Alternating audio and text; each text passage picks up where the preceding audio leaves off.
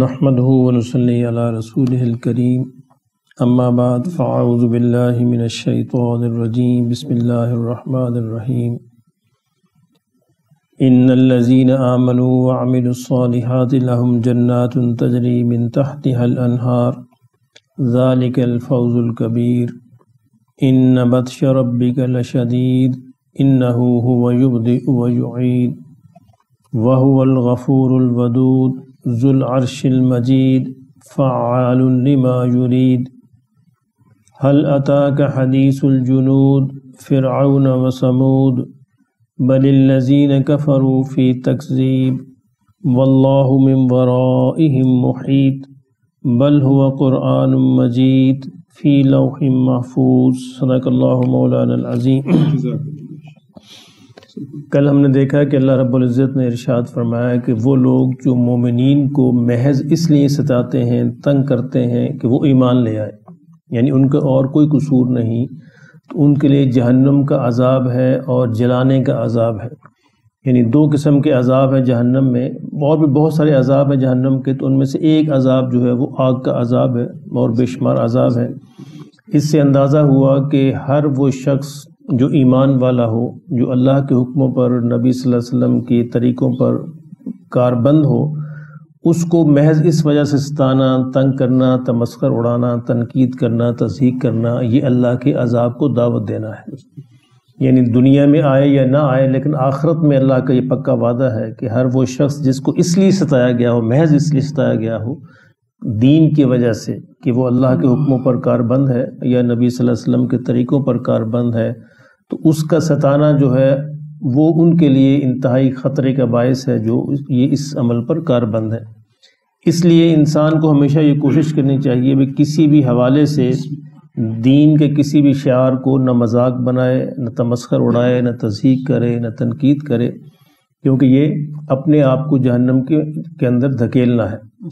اس کے بالمقابل وہ لوگ، آج ان کا بیان ہے، ان الذین آمنوا وعملوا الصالحات، کہ جو ایمان لائے اور نیک عمل کیے، یعنی جو ایمان کے اندر پکے ہیں، پکے اور سچے مسلمان ہیں، پکے ایمان والے ہیں، لہم جنات تجری من تحتها الانہار، تو ان کے لیے پھر ایسے باغات ہیں، ایسی جنات ہیں جن کے نیچے نہریں بہتی ہوں گی۔ یہ جنت کی ایک خاص قسم ہے، جنت کی ایک خاص اعلیٰ درجہ ہے، جس کے اب ان کے نیچے نہریں کیسے بہتی ہوں گی، یہ امور متشابہات میں سے ہے۔ یعنی وہ جب ہم جائیں گے انشاءاللہ تبھی اس کی صحیح حقیقت کا پتہ چلے گا، لیکن اللہ رب العزت جب بھی جنت کی یہ خوبی بیان کرتے ہیں قرآن مجید کے اندر، اس کا مطلب وہ جنت کا ایک خاص درجہ ہے، ایک اعلیٰ درجہ ہے۔ ذالک الفوز الکبیر، اور جن کو یہ نصیب ہو گیا ان کو بڑی کامیابی مل گئی۔ الفوز الکبیر یعنی بہت بڑی کامیابی، اور جس کو اللہ بڑی کامیابی کہے اس کے اندر اس کے چھوٹے ہونے میں کیا شک ہو، بڑے ہونے میں کیا شک ہو سکتا ہے؟ تو یہی اصل کامیابی ہے۔ ایک اور جگہ اللہ نے ارشاد فرمایا کہ فَمَنْ زُحْزِحَ عَنِ النَّارِ وَأُدْخِلَ الْجَنَّةَ فَقَدْ فَازَ، کہ جس کو دوزخ سے بچا دیا گیا اور جنت میں داخل کر دیا گیا وہ اصل میں کامیاب ہے۔ یعنی کامیابی کے جتنے بھی معیار اس دنیا کے اندر ہم جانتے ہیں ان کی حیثیت کوئی نہیں۔ کوئی سمجھتا ہے کہ مال کا مل جانا کامیابی ہے، کوئی سمجھتا ہے اقتدار کا مل جانا کامیابی ہے، کوئی سمجھتا ہے شہرت کا مل جانا کامیابی ہے۔ جتنے مرضی معیاروں کی آپ لسٹ بنا لیں، یہ ساری لسٹیں جو ہے 40 50 60 برس کی ہیں، اور اس کے بعد ان کی کوئی حیثیت نہیں ہے۔ لیکن وہ کامیابی ہمیشہ ہمیشہ کی کامیابی ہے، تو اصل کامیابی اللہ نے فرمایا کہ اس کے لیے ہے بہت بڑی کامیابی۔ اور دوسرے جو لوگ اس کے مقابل میں آئیں، ان بطش ربک لشدید، پھر وہ یاد رکھیں کہ اللہ کی پکڑ بڑی سخت ہے، بڑی شدید ہے، اور اللہ کی پکڑ، جو اللہ کی پکڑ میں آ جائے پھر اس کو کائنات بھر مل کے بچا نہیں سکتی۔ یعنی جس کے بارے میں اللہ پکڑ کا فیصلہ کر لیں، کائنات کی ساری قوتیں مل کر بھی اس کو بچا نہیں سکتی۔ تو اللہ کی پکڑ بہت شدید ہے۔ انہ هو یبدئ ویعید، کہ وہی اللہ ہے جو آغاز بھی کرتا ہے اور لوٹاتا بھی ہے۔ یعنی اس نے کائنات کا آغاز بھی اسے کیا، انسانوں کا آغاز بھی وہیں سے ہوا، اور وہی بنانے والا ہے، وہی لوٹانے والا ہے، دوبارہ وہ لوٹائے گا۔ یعنی اس کے لیے کوئی مشکل نہیں ہے، جو نہ ہونے سے سب کچھ کر سکتا ہے تو وہ ان کو دوبارہ لوٹانے پر بھی قادر ہے۔ وَهُوَ الْغَفُورُ الْوَدُودُ، اور وہ اللہ جو ہے معاف فرمانے والا ہے اور محبت رکھنے والا بھی ہے۔ یعنی ایسا نہیں ہے وہ انسانوں کو سزا، اس نے کہا کہ میری پکڑ شدید ہے تو اس کو سزا سے کوئی دلچسپی ہے، ایسا نہیں ہے۔ وَهُوَ الْغَفُورُ الْوَدُودُ، وہ ودود ہے، محبت رکھنے والا ہے۔ سزا صرف اس کو دے گا جو باغی ہے، جو سرکشی اختیار کرتا ہے، سزا صرف اس کو دے گا، دوسروں کو سزا نہیں دے گا۔ یعنی جو اللہ کے مقابلے میں سرکش بن کے کھڑا ہو جائے، باغی بن کے کھڑا ہو جائے تو پھر اس کی سزا ہے۔ ذو العرش المجید، وہ اللہ قدرت والا ہے، طاقت والا ہے، عرش کا مالک ہے، المجید ہے، بزرگی والا ہے، عزت والا ہے، عظمت والا ہے۔ فعال لما یرید، کر سکتا ہے جو بھی وہ چاہتا ہے، یعنی اتھارٹی ہے، وہ آل ان آل ہے، کوئی اس کو روک نہیں سکتا، جب چاہے، جو چاہے، جس طرح چاہے، جہاں چاہے، جتنا چاہے وہ کرنے پر قادر ہے۔ اور اگر تم کو یقین نہیں آتا، حل اتاک حدیث الجنود، تو کیا تمہیں ان لشکروں کی خبر نہیں پہنچی؟ کس کے لشکر؟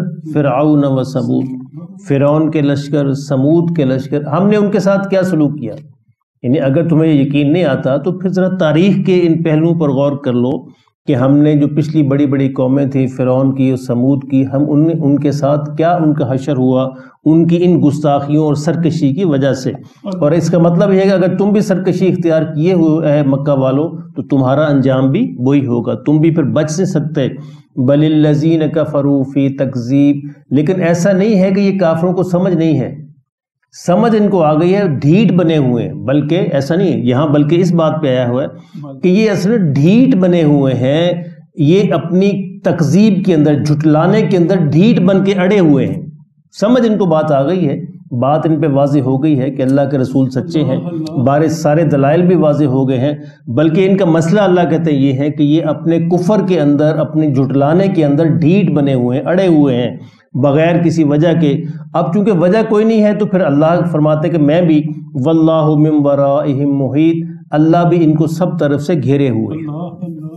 کتنی دیر ڈھیٹ بن لیں گے؟ ان کو مہلت میں نے دی ہوئی ہے، جو زندگی ہے 50-60 برس کی ان کی، اس کے علاوہ یہ ہر طرف سے گھیرے کے اندر آ چکے ہیں۔ بل ہوا قرآن مجید، اور یہ جو جھٹلاتے ہیں تمہاری اس بات کو، تو یہ جھٹلانا ان کی حیثیت کو نہیں، یہ تو قرآن مجید ہے، ان کے جھٹلانے کی کوئی ایسی حیثیت نہیں ہے، بلکہ یہ قرآن ہے، بڑی بزرگی والا ہے، عزت والا ہے، معمولی نہیں ہے۔ فی لوح محفوظ، یہ لوح محفوظ کے اندر محفوظ ہے، وہاں سے ہم نے نازل کیا ہے۔ اس کے اندر کسی ملاوٹ کی، اس کے اندر کسی بھی ترمیم کی، کسی ایڈیشن کی کوئی گنجائش نہیں ہے، اور کوئی شک و شبہ نہیں ہے، شک و شبہ سے بالاتر ہے۔